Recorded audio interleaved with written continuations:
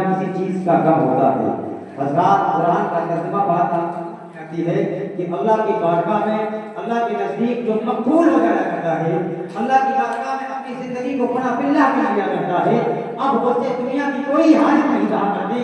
اب وہ دنیا کے سامنے ہاتھ باندھ کے نہیں کھڑا ہوتا، بلکہ دنیا اس کے سامنے ہاتھ باندھ کے کھڑی ہوا کرتی ہے۔ آپ تاریخ کا مطالعہ کریں، آپ تاریخ کا جائزہ لیں، آپ تاریخ کو اٹھا کر کے دیکھیں گے، تاریخ کے اوراقوں کو پلٹیں گے تو پتہ چلے گا کہ ہمارے اسلاف کی زندگی کیا رہی ہے۔ ہمارے اسلاف نے ایک معبود حقیقی کا پیغام دیا ہے، قدرت کائنات کی بارگاہ میں سجدے کیے ہیں، رکوع کیے ہیں تو ایسے کیے ہیں کہ آج ہم نے رکوع میں مثال ہے، سجدے کیے ہیں تو ایسے کیے ہیں کہ آج ہم کے سجدے میں مثال ہے، اگر قیام کیے ہیں تو ایسے قیام کیے ہیں کہ ان کے قیام میں مثال ہے، اگر روزے رکھے ہیں تو ایسے صوم رکھے ہیں کہ روزے بھی بے مثال ہے، نمازیں بھی بے مثال ہے، تو پتہ چلا کہ جب ان کے عمل میں مثال ہے تو ان کی زندگی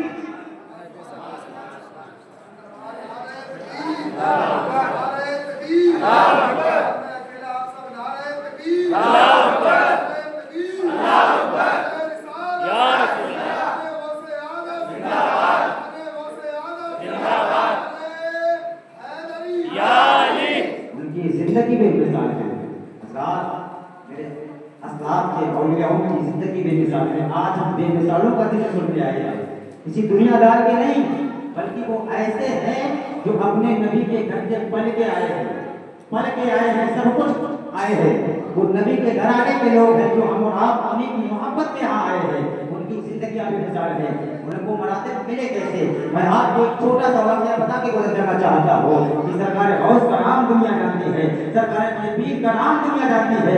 آج ہم اور آپ اس محفل کو سجانے کا مقصد یہی ہے کہ غوث اعظم ہم سے راضی ہو جائے۔ ہمارا مقصد یہی ہے، ہمارے تمام افراد کا جس حضرات نے اس پروگرام میں حصہ لیا، جو آگے کے حصہ بنے، جو آنے کے بعد حصہ بنے، جنہوں نے پیسے حصہ لیا، جنہوں نے اپنے جسم کی قناعت، جسم کی طاقت خرچ کر کے اس میں حصہ لیا، جنہوں نے اس مقصد صرف یہی رہا ہے کہ ہر انسان کا ایک مقصد رہا ہے کہ مسئلہ اصلی یہی رہا ہے کہ غوث اعظم ہم سے راضی ہو جائے، غوث اعظم ہم سے راضی ہو جائے۔ جب نبی کی آل راضی ہو جائے گی تو نبی بھی راضی ہو جائیں گے، جب نبی راضی ہو جائیں گے تو خدا بھی راضی ہو جائے گا۔ مقصد ہمارا ایک رہا ہے، ہم اسلاف غور کریں کہ ہمارے اسلاف کی زندگی کیا رہی ہے، ہمارے اسلاف کا طریقہ کیا رہا ہے۔ میں بڑے تیزی کے ساتھ اپنے واقعے کو چھوٹا کرتے ہوئے کہ سرکار غوث کی بارگاہ میں ایک خدام بیٹھا ہے کہ تقریباً 40 سال سے بیٹھا ہوا ہے، 1-2 سال نہیں۔ آج انسان اگر ہماری مسجد کے درمیان یا ہمارے پیچھے نہیں بلکہ کسی اللہ والے کے پیچھے اگر انسان 1 سال نماز پڑھ لیتا ہے تو سوچنے لگتا ہے کہ ہم کبھی پرہیزگار بن گئے ہیں، ہم بہت کچھ ہو گئے ہیں، ہم کو کچھ یا تو یہ سوچتا ہے کہ ہم کبھی پرہیزگار ہے، یا تو وہ یہ سوچنے لگتا ہے کہ یہ کچھ نہیں جانتے ہیں، یہ ان پڑھ ہے، ان سے زیادہ تو ہم جاننے لگے ہیں کیونکہ ہم ان کے پیچھے نماز پڑھتے ان کے سارے علم کو جان گئے ہیں۔ میں آپ کو بتانا چاہتا ہوں، بتانے کا مقصد یہ ہے کہ آپ دیکھیں سرکار غوث اعظم کی چوکھٹ کی بلا کیا کرتا ہے۔ وہ ایسا مرید نہ تھا بلکہ 1-2 سال نہیں بلکہ 40 سال متواتر بیٹھا ہے، آپ کی چوکھٹ پر بیٹھا ہے۔ غوث اعظم نے ڈیوٹی کیا لگائی ہے کہ آنے جانے والے مسافروں کا وضو کرا، آنے جانے والے مسافروں کے لیے پانی کا انتظام کر، کنویں سے پانی نکالتے ہیں، وضو کا انتظام کرتے ہیں، وضو کراتے ہیں، مسافر وضو کرتے ہیں اور اس کے بعد کا ملاقات کرتے ہیں، نمازوں کو قائم کرتے ہیں۔ وہ چوکٹ پر بیٹھا ہے، بندہ دیکھتا ہے کہ لوگ آتے ہیں غوث سے ملتے ہیں چلے جاتے ہیں، لوگ آتے ہیں غوث اعظم سے ملتے چلے جاتے ہیں۔ شیخ کی بارگاہ میں لوگوں کا ہجوم لگا رہتا ہے، لوگ آ رہے ہیں جا رہے ہیں، لیکن شیخ کی نظر سوچتا ہے ہم پر اب تک نہیں پڑی ہے، شیخ نے مجھے کچھ عطا نہیں کیا ہے۔ میں آپ کو بتانا چاہتا ہوں کہ آپ نے پروگرام کرایا ہے، اگر دل صاف کر کے کرایا ہے، دل اچھا کر کے کرایا ہے تو آپ کو جو ملے گا تو قیامت کے دن آپ دامنگیر ہو جائے گا۔ یہ آپ نے جو کیا تھا اس کا صلہ آج مل رہا ہے۔ میں آپ کو بتانا چاہتا ہوں، شیخ کی محفل میں جب آتے ہیں ایک مرتبہ ایسے آتے ہیں، خاندان چشت کے 2 اولیاء آتے ہیں، بڑے اپنے وقت کے ابدال آتے ہیں۔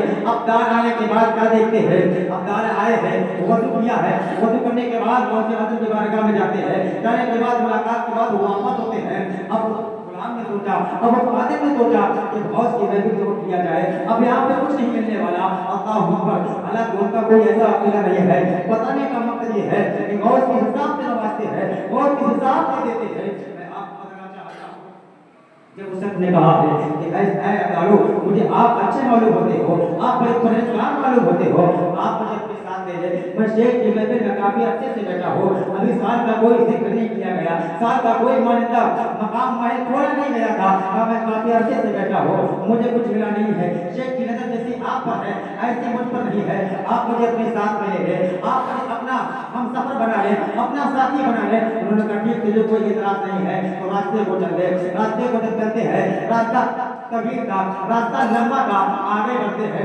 बढ़ने के बाद जब उसको भूख की शिद्दत महसूस होती है, भूख की तपिश सताती है, अब वो कहता है भूख लगी है, खाना खाना है। अब अब्दालों का जवाब मिले, अब्दाल कहते हैं ऐ आने वाले सब, तू जानता नहीं हम अब्दाल है। अब्दालों का काम हुआ करता है कि 24 घंटे में एक मरतबा खाना पतनाउल फरमाते हैं, एक मरतबा खाना खाते हैं। अब तू वहां से आया है, वहां तो 24 घंटे लंगर चला करता था, 24 घंटा खाना खाया करता था, तो सोचता था वहां कुछ नहीं मिलता, मुझे लंगर ही तो मिल रहा था, वो खा रहा था।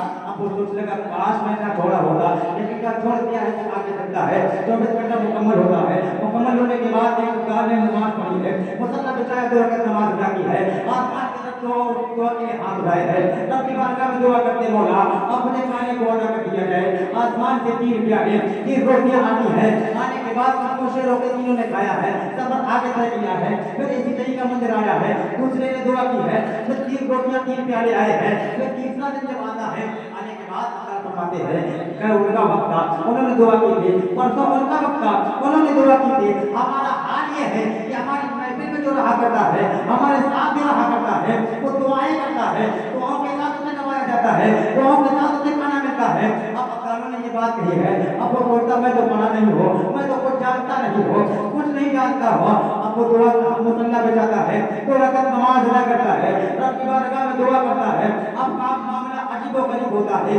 अभी तक आसमान दुनिया से 3 प्याले 3 रोटियां आती थी, उसकी दुआ का आलम ये हुआ, उसकी दुआ का आलम ये हुआ कि उसके 2 नहीं बल्कि 6 प्याले 6 रोटियां आई है। आने के बाद अब्दालों ने कहा तुम तो कहता था मैं कुछ पढ़ा लिखा नहीं, वो कहता कि मैं कौन हूँ, मैं नहीं जानता हूँ, लेकिन आप बताएं आपने दुआ किस हाल से मांगी है, आप जब दुआ करते तो क्या कहते थे? वो शख्स कहता वो तुमने जब ये कहा है अब्दाल कहते हैं तुम नहीं जानते हो, जब हम दुआ करते थे तो हम ये दुआएं मांगते थे ऐ परवरदिगार आलम जो गौसे आजम की महफिल है, जो गौसे आजम की चौखट पर उस कुएं के छत पर 40 साल से बैठा है, हमें उसके सदके में खाना खिला दे, हमें उसके सदके में खाना अता फरमा दे। हम जब ये दुआएं मांगते थे वो हमें रब एक प्याला 1 रोटी अता करता था।